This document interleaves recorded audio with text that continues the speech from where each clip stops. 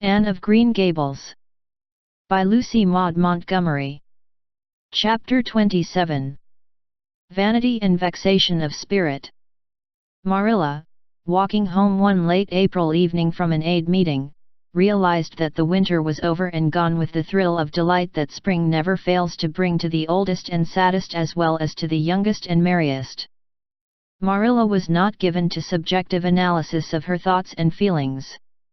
She probably imagined that she was thinking about the aides and their missionary box and the new carpet for the vestry room, but under these reflections was a harmonious consciousness of red fields smoking into pale purple mists in the declining sun, of long, sharp-pointed fir shadows falling over the meadow beyond the brook, of still, crimson-budded maples around a mirror-like wood pool, of awakening in the world and a stir of hidden pulses under the grey sod.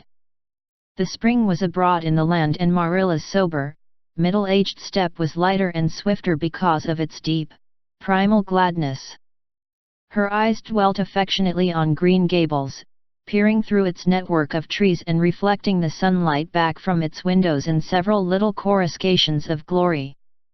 Marilla, as she picked her steps along the damp lane, thought that it was really a satisfaction to know that she was going home to a briskly snapping wood fire and a table nicely spread for tea, instead of to the cold comfort of old aid meeting evenings before Anne had come to Green Gables. Consequently, when Marilla entered her kitchen and found the fire black out, with no sign of Anne anywhere, she felt justly disappointed and irritated. She had told Anne to be sure and have tea ready at 5 o'clock. But now she must hurry to take off her second-best dress and prepare the meal herself against Matthew's return from plowing. "I'll settle Miss Anne when she comes home," said Marilla grimly, as she shaved up kindlings with a carving knife and with more vim than was strictly necessary. Matthew had come in and was waiting patiently for his tea in his corner. "She's gadding off somewhere with Diana, writing stories, or practicing dialogues or some such tomfoolery, and never thinking once about the time or her duties. She's just got to be pulled up short and sudden on this sort of thing. I don't care if Mrs. Allen does say she's the brightest and sweetest child she ever knew. She may be bright and sweet enough, but her head is full of nonsense and there's never any knowing what shape it'll break out in next. Just as soon as she grows out of one freak she takes up with another. But there. Here I am saying the very thing I was so riled with Rachel Lynde for saying at the aid today. I was real glad when Mrs. Allen spoke up for Anne, for if she hadn't I know I'd have said something too sharp to Rachel before everybody. Anne's got plenty of faults, goodness knows, and far be it from me to deny it. But I'm bringing her up and not Rachel Lynde, who'd pick faults in the angel Gabriel himself if he lived in Avonlea. Just the same, Anne has no business to leave the house like this when I told her she was to stay home this afternoon and look after things. I must say, with all her faults, I never found her disobedient or untrustworthy before and I'm real sorry to find her so now." "Well now, I dunno," said Matthew, who, being patient and wise and, above all, hungry, had deemed it best to let Marilla talk her wrath out unhindered, having learned by experience that she got through with whatever work was on hand much quicker if not delayed by untimely argument. "Perhaps you're judging her too hasty, Marilla. Don't call her untrustworthy until you're sure she has disobeyed you. Maybe it can all be explained. Anne's a great hand at explaining." "She's not here when I told her to stay," retorted Marilla. "I reckon she'll find it hard to explain that to my satisfaction. Of course I knew you'd take her part, Matthew. But I'm bringing her up, not you." It was dark when supper was ready, and still no sign of Anne, coming hurriedly over the log bridge or up Lover's Lane, breathless and repentant with a sense of neglected duties. Marilla washed and put away the dishes grimly. Then, wanting a candle to light her way down the cellar, she went up to the east gable for the one that generally stood on Anne's table. Lighting it, she turned around to see Anne herself lying on the bed, face downward among the pillows. "Mercy on us," said astonished Marilla. Have you been asleep, Anne? No, was the muffled reply. Are you sick then? Demanded Marilla anxiously, going over to the bed. Anne cowered deeper into her pillows as if desirous of hiding herself forever from mortal eyes. No. But please, Marilla, go away and don't look at me. I'm in the depths of despair and I don't care who gets head in class or writes the best composition or sings in the Sunday school choir anymore. Little things like that are of no importance now because I don't suppose I'll ever be able to go anywhere again. My career is closed. Please, Marilla, go away and don't look at me. Did anyone ever hear the like? The mystified Marilla wanted to know. Anne Shirley, whatever is the matter with you? What have you done? Get right up this minute and tell me. This minute, I say. There now, what is it? Anne had slid to the floor in despairing obedience. Look at my hair, Marilla, she whispered. Accordingly, Marilla lifted her candle and looked scrutinizingly at Anne's hair, flowing in heavy masses down her back. It certainly had a very strange appearance. Anne Shirley, what have you done to your hair? Why, it's green. Green it might be called, if it were any earthly color, a queer, dull, bronzy green, with streaks here and there of the original red to heighten the ghastly effect. Never in all her life had Marilla seen anything so grotesque as Anne's hair at that moment. Yes, it's green, moaned Anne. I thought nothing could be as bad as red hair. But now I know it's 10 times worse to have green hair. Oh, Marilla, you little know how utterly wretched I am. I little know how you got into this fix, but I mean to find out, said Marilla. Come right down to the kitchen, it's too cold up here, and tell me just what you've done. I've been expecting something queer for some time. You haven't got into any scrape for over 2 months, and I was sure another one was due. Now, then, what did you do to your hair? I dyed it. Dyed it? Dyed your hair? Anne Shirley, didn't you know it was a wicked thing to do? Yes, I knew it was a little wicked, admitted Anne. But I thought it was worthwhile to be a little wicked to get rid of red hair. I counted the cost, Marilla. Besides, I meant to be extra good in other ways to make up for it. Well, said Marilla sarcastically, if I'd decided it was worthwhile to dye my hair, I'd have dyed it a decent color at least. I wouldn't have dyed it green. But I didn't mean to dye it green, Marilla, protested Anne dejectedly. If I was wicked, I meant to be wicked to some purpose. He said it would turn my hair a beautiful raven black. He positively assured me that it would. How could I doubt his word, Marilla? I know what it feels like to have your word doubted. And Mrs. Allen says we should never suspect anyone of not telling us the truth unless we have proof that they're not.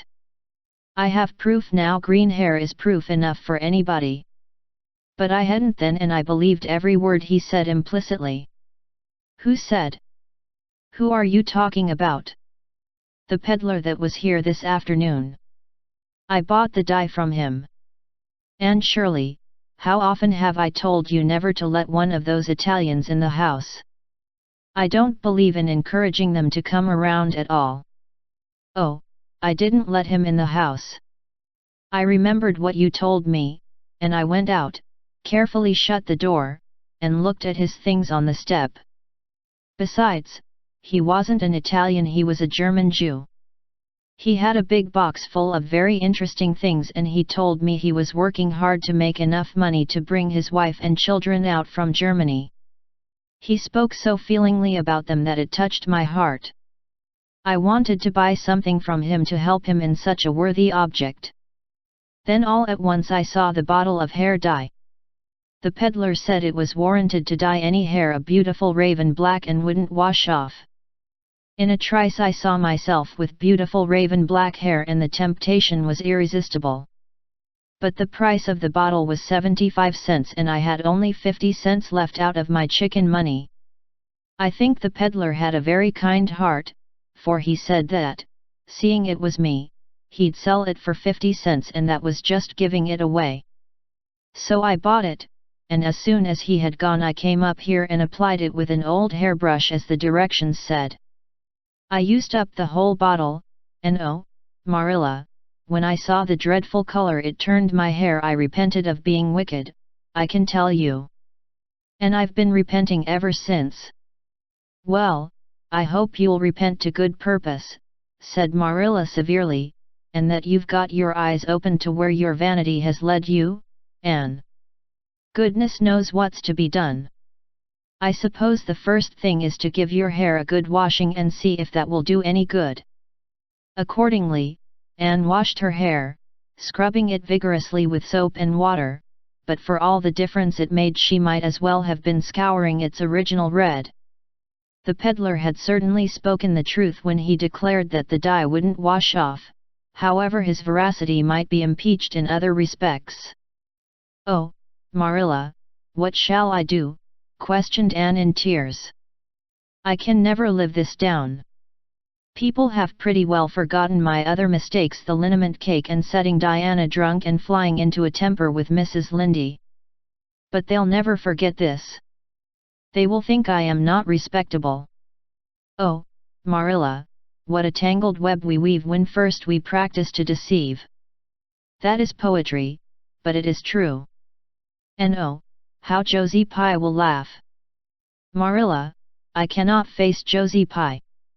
I am the unhappiest girl in Prince Edward Island. Anne's unhappiness continued for a week. During that time she went nowhere and shampooed her hair every day.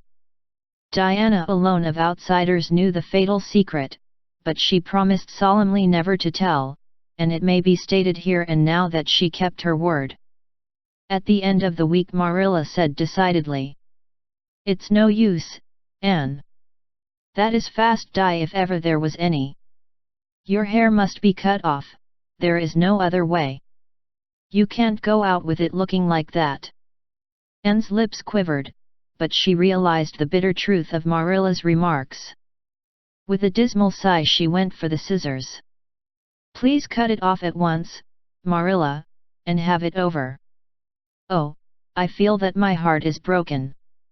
This is such an unromantic affliction.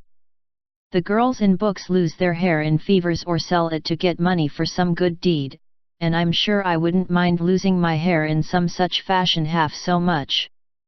But there is nothing comforting in having your hair cut off because you've dyed it a dreadful color, is there? I'm going to weep all the time you're cutting it off, if it won't interfere. It seems such a tragic thing." Anne wept then, but later on, when she went upstairs and looked in the glass, she was calm with despair. Marilla had done her work thoroughly and it had been necessary to shingle the hair as closely as possible. The result was not becoming, to state the case as mildly as may be. Anne promptly turned her glass to the wall. "I'll never look at myself again until my hair grows," she exclaimed passionately. Then she suddenly righted the glass. "Yes, I will, too. I'd do penance for being wicked that way. I'll look at myself every time I come to my room and see how ugly I am. And I won't try to imagine it away, either.